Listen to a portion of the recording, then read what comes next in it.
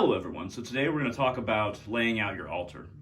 So depending on what kind of magic that you're going to do, you're going to want to have some kind of central focal point at the end of your altar, kind of in the far back, that's from wherever you are facing it.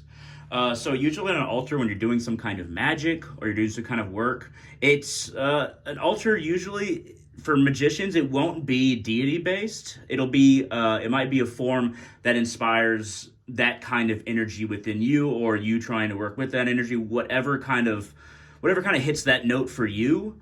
That's what you might want to put in that place at the far end of the altar opposite to you. So this is Bogan, kind of passion, power, also darkness. Been kind of doing a lot of shadow work recently, as well as increasing my power. It's not what I've mainly been doing on this channel, but in recent videos, many of you may have noticed that. So I've chosen this image because it doesn't have an internal form in and of itself. It is more cloaking what is kind of invisible, what is there but is invisible to the eye. That's why this is kind of the representation of power, passion, and darkness. Bogan, for me, it's a cloak that doesn't have a form on the interior. So if you have a form like this, whether it be a statue or it might be a symbol, you might have a symbol on the wall behind it. It might be a chaos star. It might be a Baphomet symbol. It might be a Wiccan star. And you might also have that right here, either kind of underneath whatever you're doing or on the far wall. Whatever it is, it's good to have that in front of you to kind of keep your focus. So if you have that, one good thing to also have is a central gem or stone that can kind of hold the energy, because a lot of the time with statues, when they come in resin form like this one right here, or plastic or something like that, it's hard for it to kind of conduct or contain the energy that you're trying to manifest or work with. So usually I put a gemstone or a stone kind of right in the lap or right in front of something that's made out of resin. It helps you have a more central point that you can focus the energy, focus the power into, and kind of hold it. Even while the image is holding your eye, the power and the magic can be held in something that's either there in front of it or in its lap, in this case, something like that. A gemstone is good, whether it be obsidian, onyx, lapis lazuli. It can be quartz. Selenite's usually good for transferring energy into something. So when I was charging that thing that's in the lap, and I'm forgetting the name of the stone right now, but when I was charging it, it's a dark red stone. I think it's carnelian, something like that. I'll look it up. I'll remember after the video. But when I was charging that, I placed some selenites on either side, and then I had a black candle here and here. And then I had 2 more pieces of selenite. Selenite's really good for transferring energy there and there. And notice how I'm kind of following the lines that are already on the altar, kind of like in this case, it functions as an altar cloth. It's altar symbol in this point. But I had, of course, these candles, which are red. That's another thing that you got to consider is red is passion, power, intensity. That's very much what I do when I'm working with Bogan. So I have those, and then I had the selenite kind of leading to them. I had them more lined up, of course. And then so originally I had 2 white candles, which white candles can be used for almost anything. And honestly, you can find them in grocery stores, kind of in like the candle section. These glass ones, they're called 7-day candles, or you can find them in the Mexican food section usually. So I had 2 white ones for that charging. You can kind of use them for anything. But then when I transferred to really more working with Bogan and manifesting that energy in phase 2, I chose the red candles. So that's another thing to consider. But you can lay out selenite like that, and you can allow the energy of the candles to kind of flow into it. Selenite's not really good for holding energy by itself. It's more good for transferring energy. A lot of people will say that of quartz as well. Like a clear quartz, something like this. You can find it in shapes that are more properly cut. So let's talk about this. Basically, it functions as an altar cloth. So let's talk about this right here. So since I work with runes quite a bit, I have my rune set that I made myself right here. It's never far from my gaze, my altar, my possession.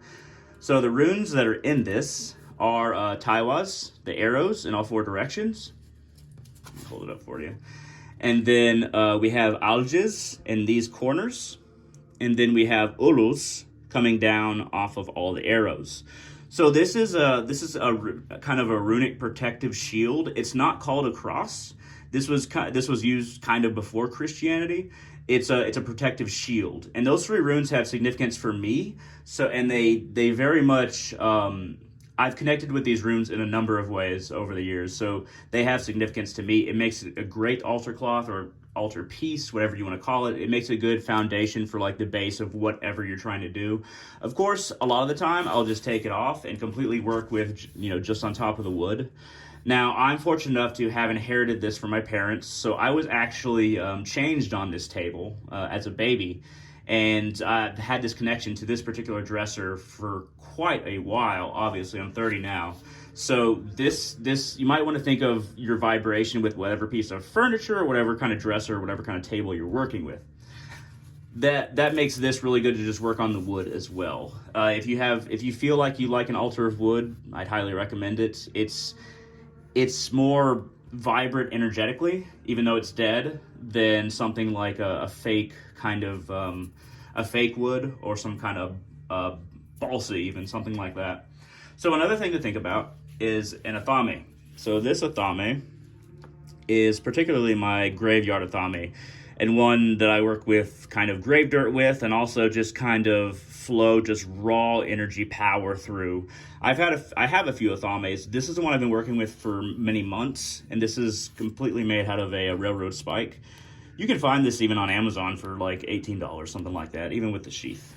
So I like something raw and simple for the kind of work I'm doing with Bogan, and just kind of rough, if that makes any sense. So a lot of the time during a magical ritual, you might hold it like this and kind of channel energy into something, or you might, whatever you're working with, you might bless it, or you might outline, in this case, the runes with the tip of the athame. It's always good to have your athame nearby. When you're working with particular spirits or particular energies, it's always good to be marked as a warrior, and it's good to have athame by somewhere on your altar for that reason. So, and once again, going back to this was done in my own blood. If you're not into blood magic or you don't know how to do it, I wouldn't recommend using your own blood. That was in my own blood though, and this particular little altar piece that I do with things on top of has worked very well for me.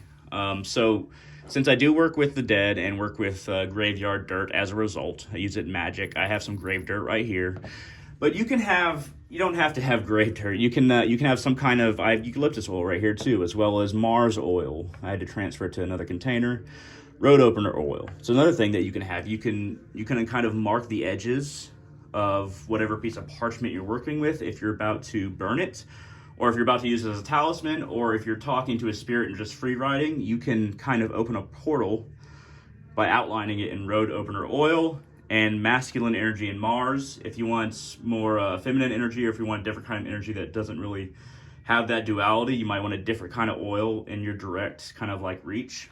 Another thing to consider is if you are going to burn sigils, and I wouldn't recommend doing it inside, I would recommend doing it outside because it kind of goes into the multiverse, goes into the universe more easily. But if you are going to do it inside, and even if you're going to do it outside, honestly, you might want to have a shell.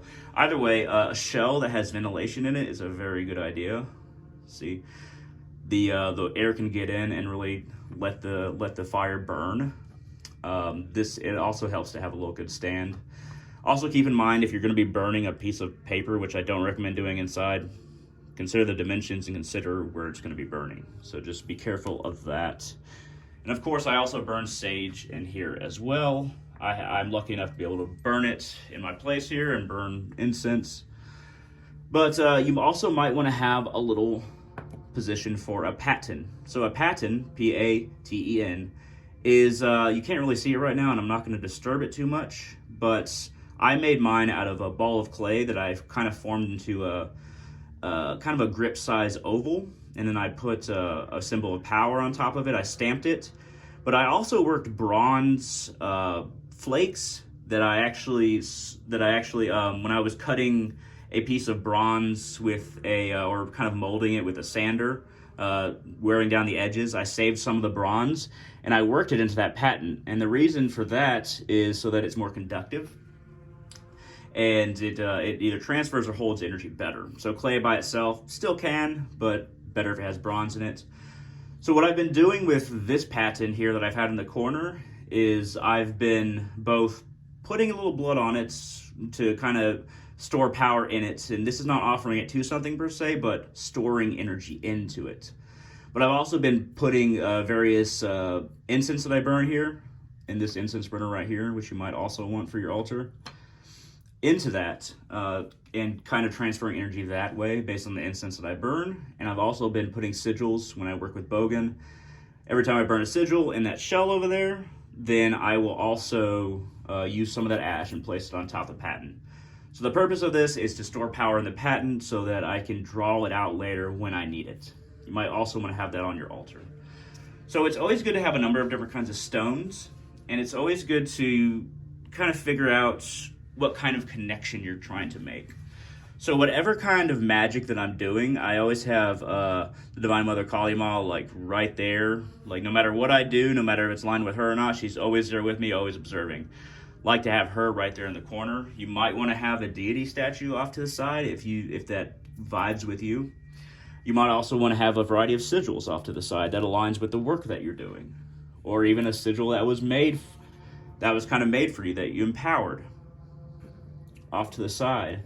So your altar doesn't have to be that busy.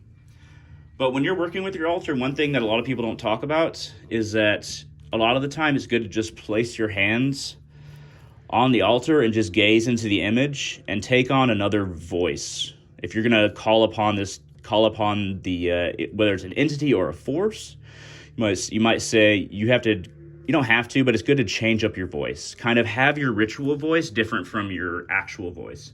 Become more serious, become more, not just serious, but also definitive.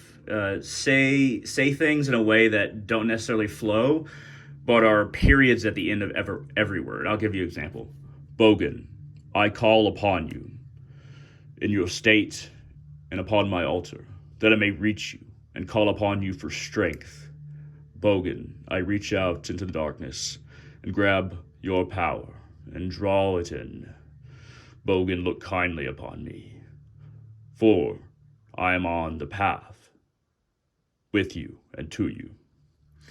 If you notice that if you did notice, it's very definitive, very clear, and I use a different tone of voice. You might want to do that when working with your own altar or working upon your altar, whatever it might be.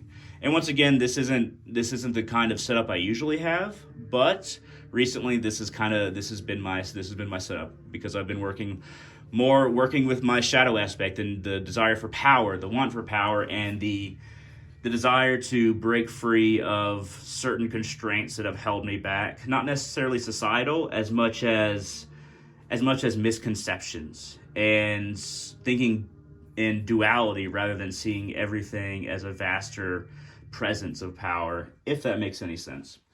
One good thing to work with on your altar is various kinds of pyramids. This one has copper coils in it, and it has some red gemstones in it, and it's suspended in resin. What the resin does is that it allows things to be suspended, but it does not conduct anything in and of itself. So that's why it has these coils within it, and it allows that to conduct whatever kind of energy that you are trying to work with. Now, also keep in mind that whatever you are working with, you might want to, if you're completely starting anew in whatever kind of working you're doing, you might want to completely cleanse between whatever forces you're working with, whatever kind of magic you're doing. You might want to completely cleanse the space between various workings, because there are different kinds of energy that I've done on this shrine. You definitely want to work with one thing at a time, in my understanding. So if you work with one thing at a time, there's this old Zen saying that the hunter who chases two hares catches neither. I like to work with one kind of energy for months at a time, and then go back to another one. Because if you only work with something like this day or that day, and it's a completely different energy the next day, then it becomes hard to grasp, it becomes hard to manifest, and your magic is duller, if that makes any sense. So these have just been kind of notes regarding laying out your shrine. If you found this interesting at all, hit that thumbs up down there. It really helps out the channel. And feel free to leave a comment. Questions, comments, concerns can be down in the comment section below on YouTube. Feel free to share this wherever you like, as long as you give me credit.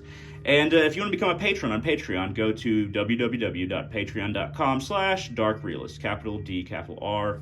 Become a patron, support my work. It really helps out. At any rate, thank you very much for watching. I hope this has helped, and all of you have a wonderful day.